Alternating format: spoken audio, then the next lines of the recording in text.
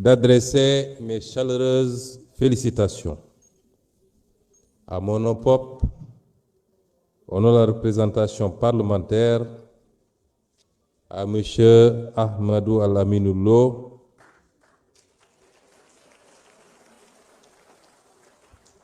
qui hier a été nommé Premier ministre de la République du Sénégal.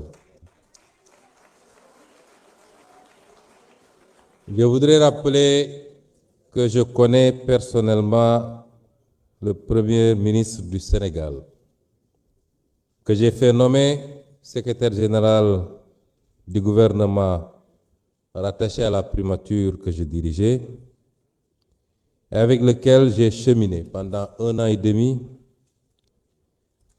et abattu un travail colossal dans la confection d'abord des référentiels, notamment celui du Sénégal 2050, le master plan, le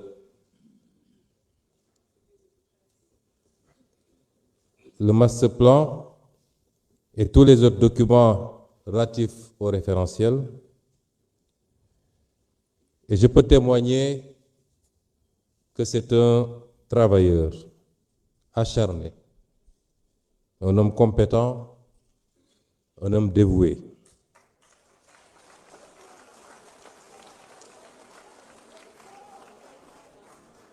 Même si par ailleurs, je dois à la vérité que nous avons certaines divergences sur certaines questions, notamment la question monétaire, la gestion de la dette et d'autres questions similaires. Je voudrais dire qu'un gouvernement se forme normalement avec la formation politique majoritaire dans un pays.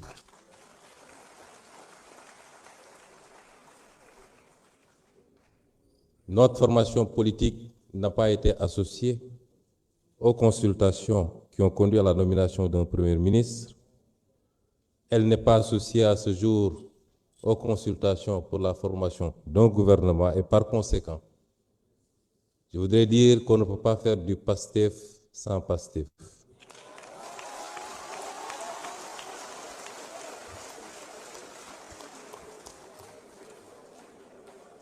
Et la seule référence du socle PASTEF dans un discours n'a pas légitimité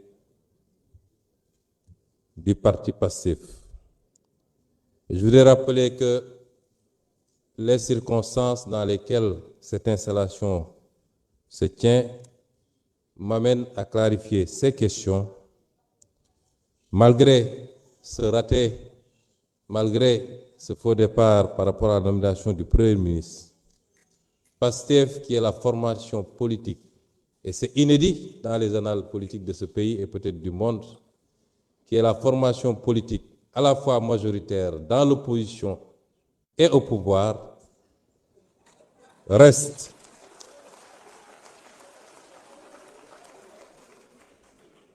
ouvert à une discussion responsable qui met de côté les égos pour trouver les voies et moyens d'une gouvernance apaisée et terminer ce mandat dans les meilleures conditions.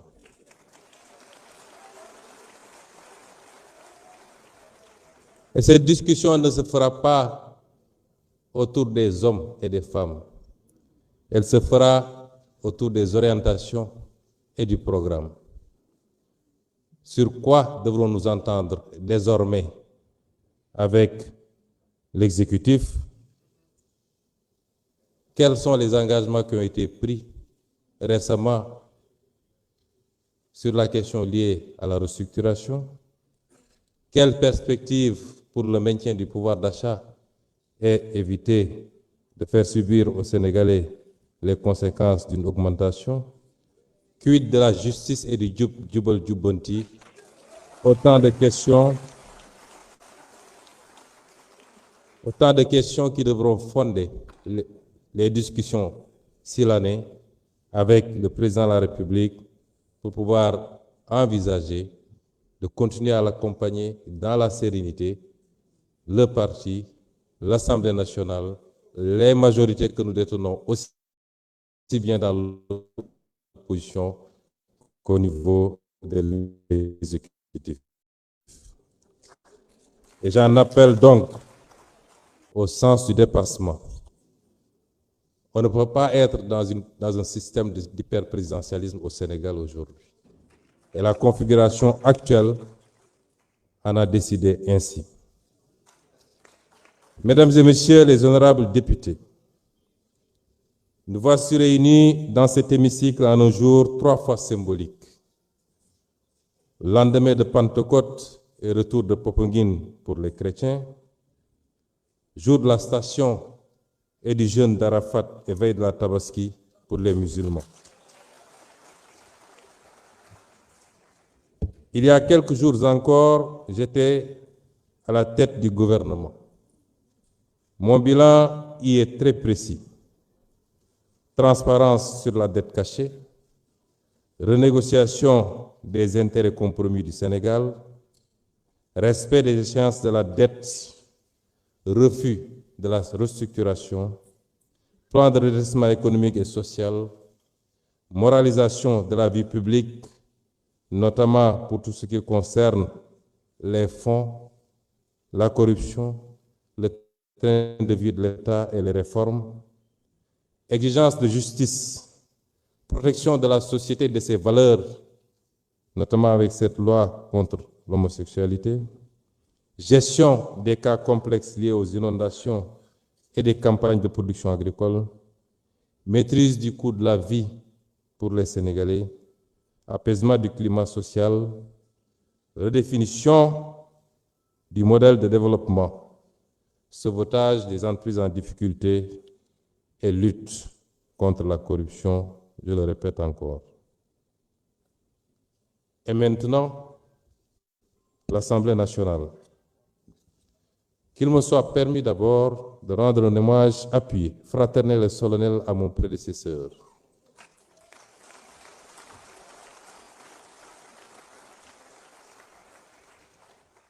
À mon prédécesseur, le président Malick Ndiaye.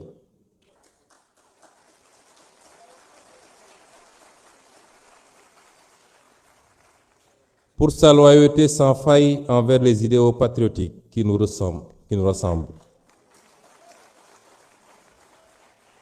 Et pour son dévouement de chaque instant.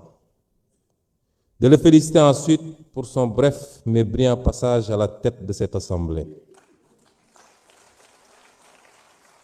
qui l'a profondément transformé. Sur le plan matériel et symbolique, il a réhabilité ce bâtiment qui commençait à porter les stigmates du temps, de l'usure et de l'abandon, lui rendant un peu de son lustre et de sa superbe. Sur le plan humain, il a porté une attention exemplaire aux hommes et aux femmes de cette institution.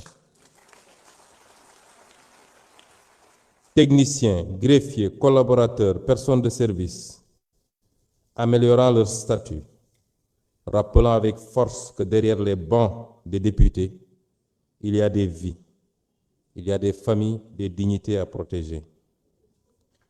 Sur le plan financier, il a imposé une régularisation rigoureuse et méthodique des procédures budgétaires, mettant fin aux zones d'ombre et aux pratiques opaques. Sur le plan technologique,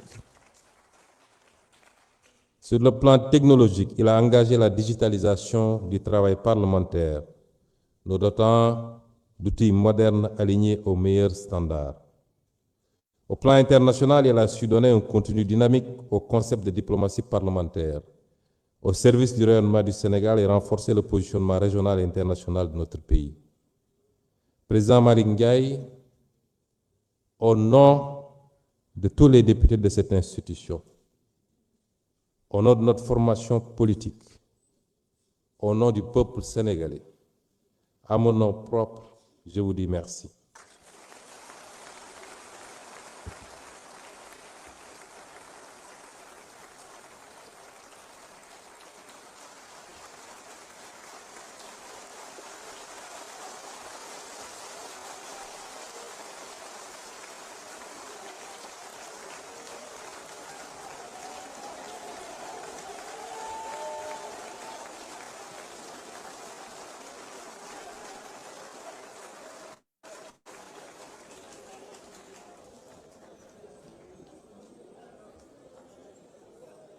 Je remercie également du fond du cœur les députés qui m'ont accordé leur confiance. Députés de la majorité, mais plus encore députés de l'opposition qui m'ont accordé leur confiance. Cette confiance me lie. Aujourd'hui, vous me donnez plus que jamais les moyens insoumis et institutionnels de notre rôle de gardien vigilant de notre révolution.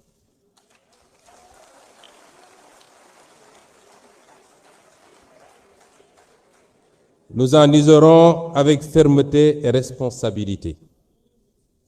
Je veux aussi adresser un petit mot affectueux à mon ami et frère, l'honorable Ismaïla Wane,